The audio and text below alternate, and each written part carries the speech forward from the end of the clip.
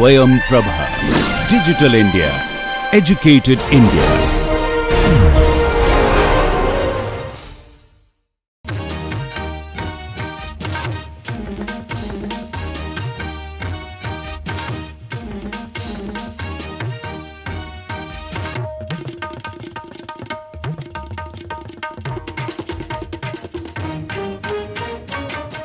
Okay, as I told you in the last class, we are going to take a look at DC to DC converters now, and specifically non-isolated DC-DC converter, and we will start with actually buck converter or step down converter. So, as the name indicates, this is going to help us in stepping down the voltage. So, if let us say I have some 100 volts and I want to get it down to say 80 volts or 60 volts or something like that, I will be able to do that using a buck converter. So, the buck converter circuit looks somewhat like this. Let us say this is my V in. I am going to have a switch S. I am showing this as an IGBT, it could be a MOSFET, it could be a BJT, but I am showing this as an IGBT here. So, this is going to be my switch, and I am going to have an inductance to smooth out the current. Then I will have a capacitance at the output to remove the ripple in the output voltage, and then I am going to have a load. I am showing the load as a resistive load, and let me show this value as some R. This is C, this is L, and I am going to have essentially this as the common ground. Okay. Now, this is the diode which will incidentally work as a freewheeling diode, which means if I am talking about this switch turning off, then I will have the current or inductance stored energy passing like this. Okay. Whereas, when I am going to have the switch on, it is going to essentially pass a current like this through the load. So, this is essentially the current during on interval, and this is going to be the path for the current during off interval. So, these are the two paths in the current. And one more thing I have to say is that if this is my inductance current, which is IL, this is actually dividing itself into two parts. This is I naught and this is going to be IC. So, I should be able to write also that IL equal to I naught plus IC, and the capacitance value is chosen very large. So, I am going to have V naught, which is the output voltage, almost as a constant. This will be a constant. Because it is a constant, I can write this as V naught divided by R is I naught plus IC. So, let me try to analyze this circuit with the mathematical equations that we are going to write for this. If I turn on the device for some time, that is known as the on time or T on. Similarly, when I am going to turn it off, that particular interval is known as T off. So, let me draw the waveform simultaneously along with writing the equations as well. So, I am drawing everything with respect to time. Okay. So, all these things are time axis. Fine. Now, let us say I am going to operate this at a frequency of a few kilohertz. Maybe I will just take it as 10 kilohertz. This is going to be the operating frequency. What I mean by operating frequency is, let us say I am going to keep the switch on for some time, then it is going to be off for some time, again I am going to turn it on for some time, and again I am turning it off for some time. This is getting repeated. Okay? Do you get my point? So, I am going to have this as T on, this as T off, and again I am going to have this as T on and this as T off. Now, T on plus T off put together counts for one cycle, which is actually the period of the chopper. So, this is going to repeat itself. So, I would rather say 1 by T is equal to F, which is the operating frequency of the chopper. Okay? Now, whatever is T on by T, generally that is known as the duty ratio of the chopper or of the buck converter. Okay? So, in which case I should say T on becomes, from here I should be able to say T on by T equal to duty ratio, which is actually D. So, this will become D times T. So, this is what is T on.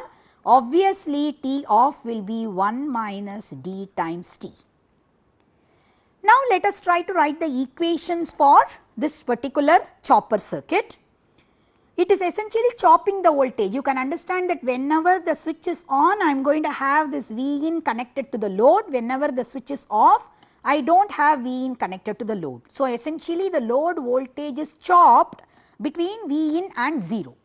So, this is essentially the pulses to the device S.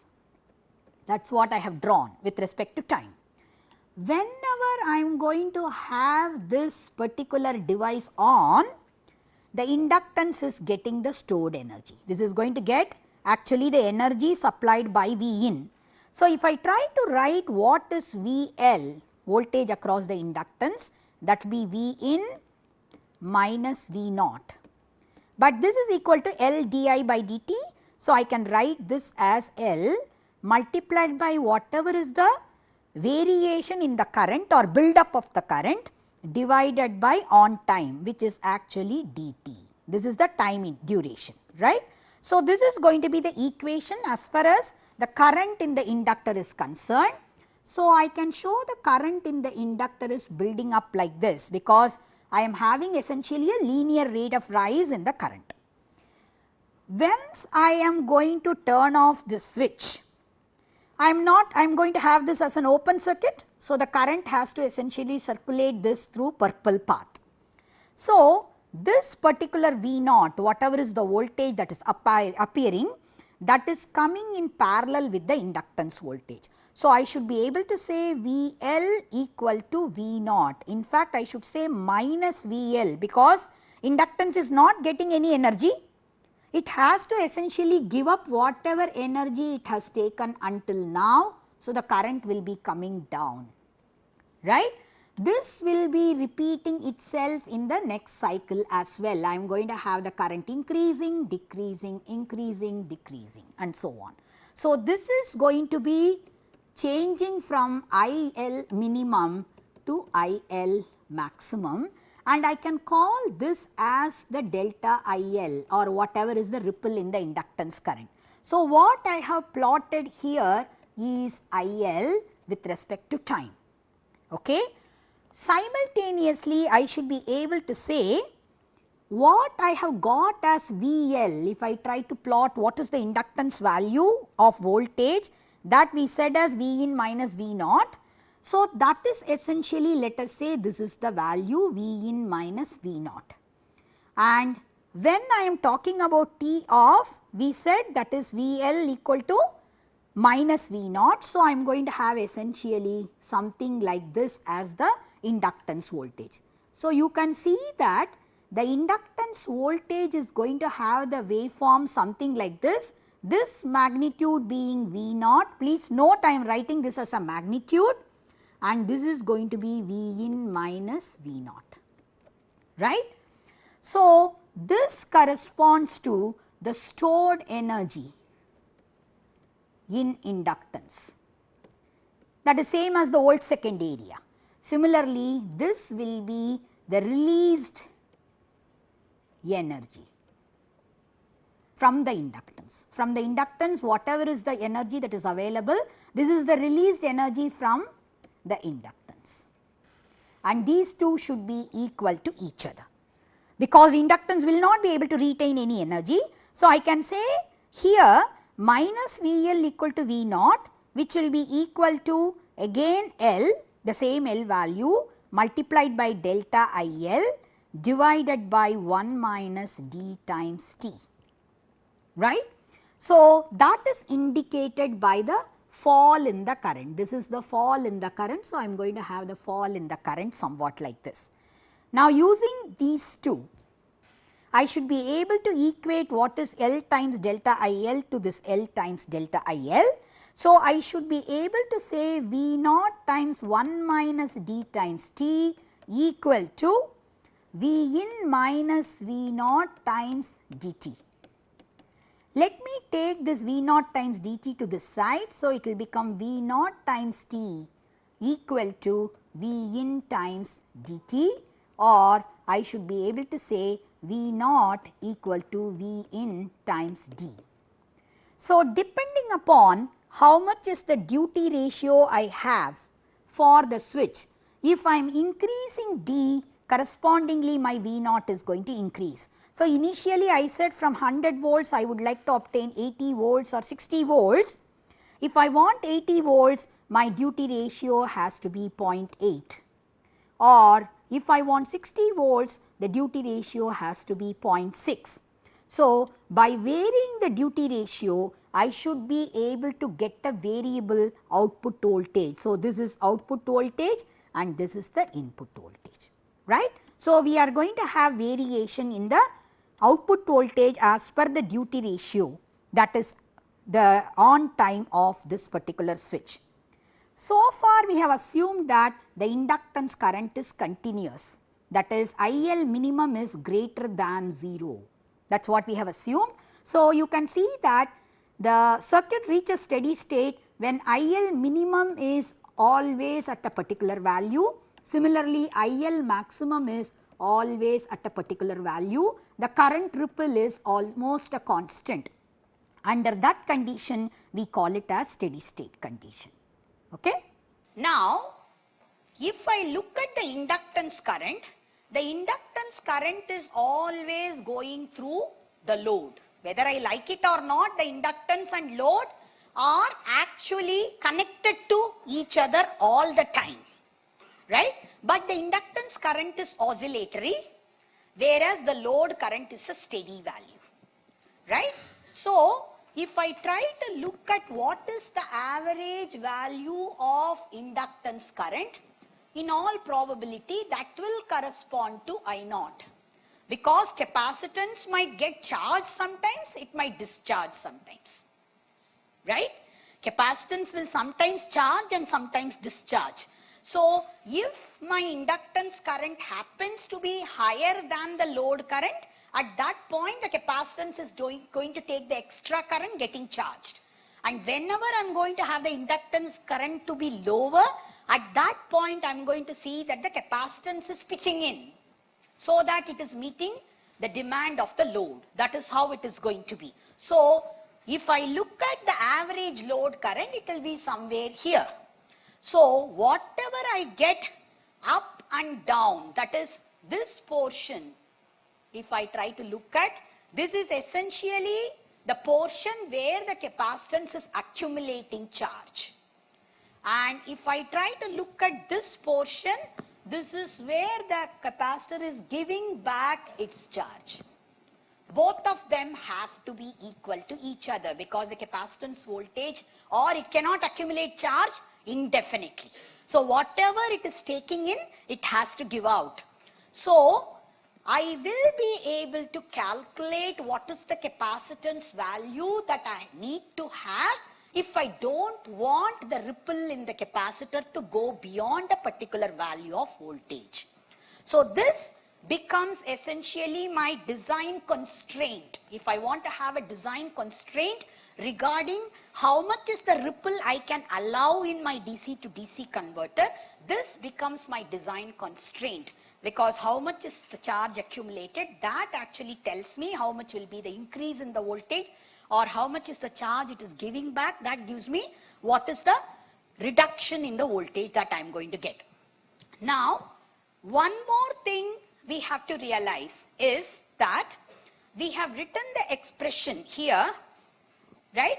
V in minus V naught equal to L delta IL by T on. So, if I try to look at how much is delta IL is actually inversely proportional to inductance.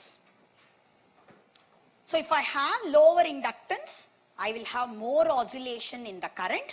If I have higher inductance, I will have less oscillation in the current. So if I try to reduce the inductance further and further, at some point, the same current, what is the average value of current? I am still looking at the same average value of current. Let us say I0 is my average value of current still. But I will probably look at, the oscillation becoming in such a way that it has gone all the way like this current. And then it may again come down to 0. It may just touch down to 0. And then it will just go like this.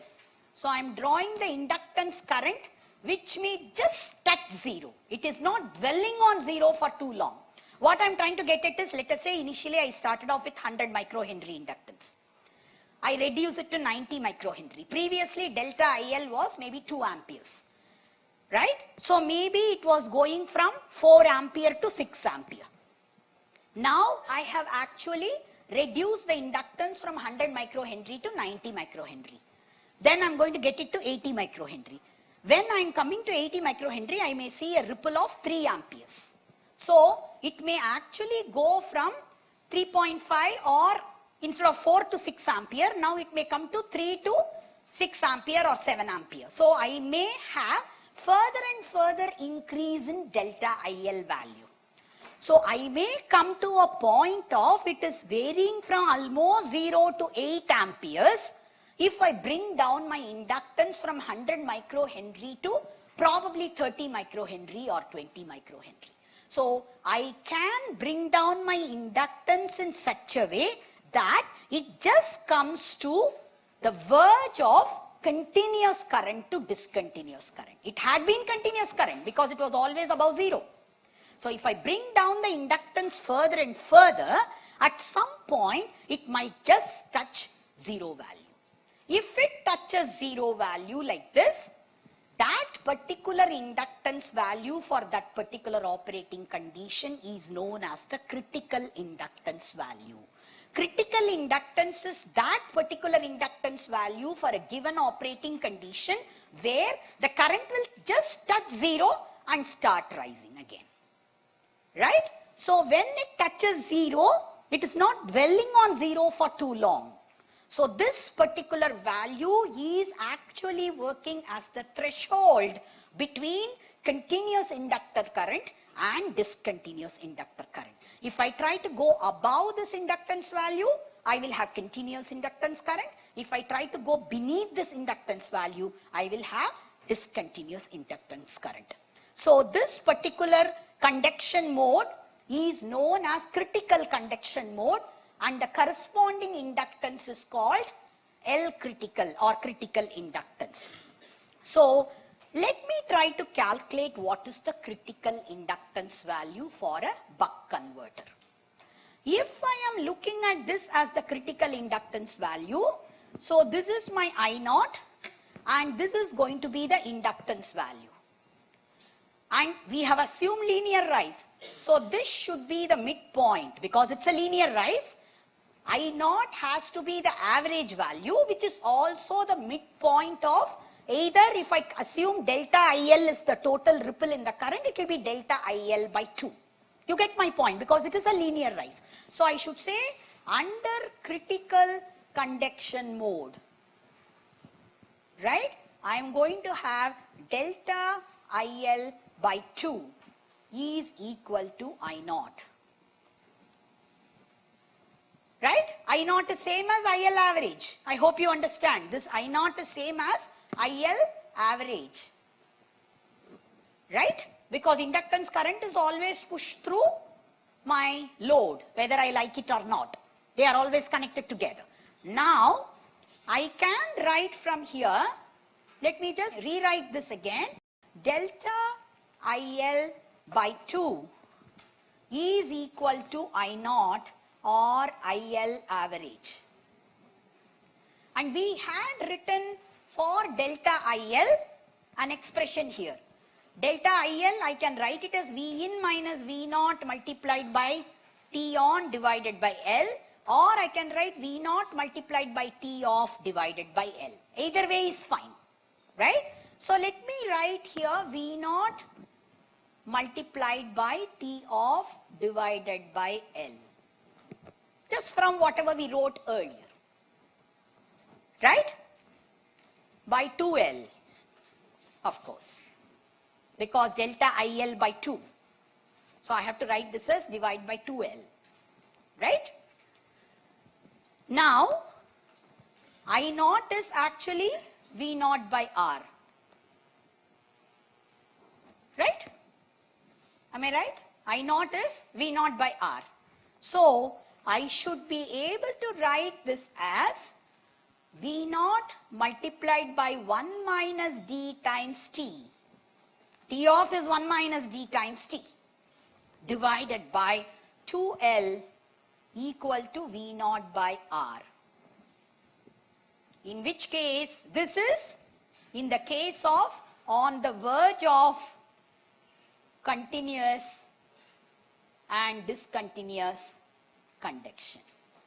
That is under the critical conduction mode. This is true, which means I am going to say that this V naught and this V naught I can cancel out, and I can say L equal to 1 minus D multiplied by T divided by 2R.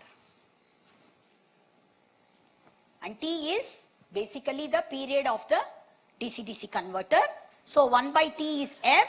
So I should be able to write this as 1 minus D divided by 2RF. F is switching frequency. Is it so? Huh. Yes. Have I made the mistake? Yes. R has to go in the numerator. Thank you.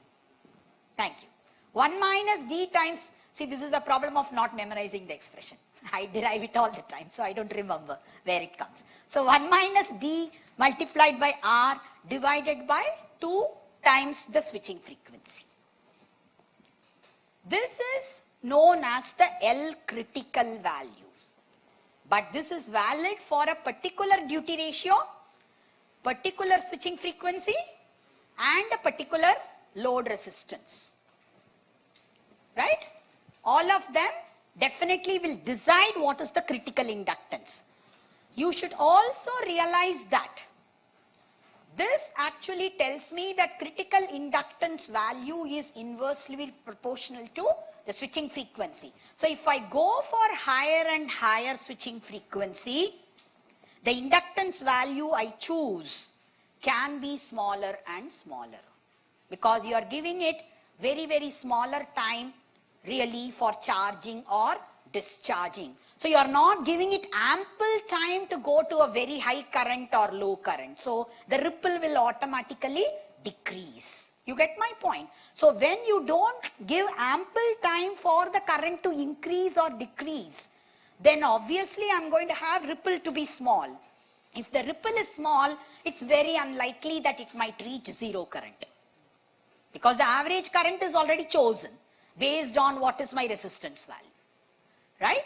So higher the switching frequency, smaller could be the inductance. That is one reason why many of the DC-DC converters are operated at extremely large switching frequencies, so that the inductance values can become really small. And inductance is one of the most bulky components in many of the electrical circuits. So we tend to operate many of the DC-DC converters at higher and higher switching frequencies. Right? One more major component that we need to design is the capacitance.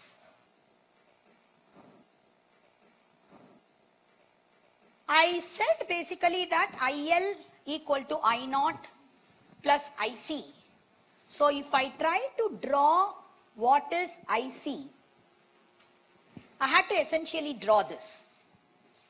Whatever I have drawn here in red in this portion, that is actually the capacitance current, but I should draw some portion above 0, some portion below 0. Right? So I will have essentially, I should look at this like it is going like this, then again it is going like this. This is how it is going to be. This is the capacitance current. Please note, I am drawing this itself. Only thing is, instead of drawing it around I naught, I am drawing it around 0. Because I naught is going through this path and the parallel path is IC.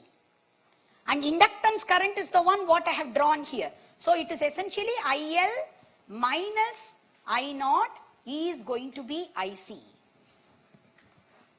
So this portion I multiplied by whatever is the time duration here, that is essentially the accumulated charge in the capacitance. And similarly, this portion, whatever is this current multiplied by this time duration, will be the charge that is accumulated or given back by the capacitance. Both of them have to be equal to each other. Whatever is the accumulated charge should be given back by the capacitance. So that's what we are looking at as the negative current. Negative current is giving back, positive current is taking in. Right? That's what happens. So correspondingly you guys should be able to draw the voltage variation. Although we are assuming it to be a constant, the average value will be V naught. But it will have a small ripple, definitely. Whenever it is taking in the current, I will have increase in the voltage. So during this portion, I will have increase in the voltage. During this portion, it will have reduction in the voltage. You get my point? So again, I urge you to simulate this circuit once in PSIM and take a look what kind of waveforms you are getting across each of the elements. Right? Maybe we'll try to design one buck converter also and you take that value and put it in there. No problem. Okay. So this is going to be the capacitance waveform. So I can write this is delta Q. That is the increase or decrease in the charge of the capacitance.